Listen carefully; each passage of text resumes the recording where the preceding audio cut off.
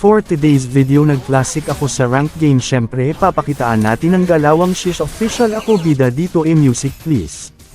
Tapos na ang fighter, sila na yung nauna. Tapos na rin assassin, sila yung pumangalwa. Wala pa rin yung marksman. Hoy, teka lang, buff ko yan, buff ko yan. Kumukuha pa ng blue. Takaw talaga. Magbabagsakan dito, kailangan nang mag-ingat. Dahil ang huling bagsakan, ang marksman mangraratrat. May nambabato sa langit, may hero na medyo pangit. Meron din naman kalamo, walang bukas pumrihit, pero okay lang. Meron din naman kaming sundalo ranger na palaging madala-dala na piano 1-1 at si Kimi. Mga hero na mahirap mahuli. Pati si Mosto, malakas din ito kayang tapatan. Parang populat si Kupa na di kayang sabayan kahit i-replay mo. History mo puro may kalabang Bruno.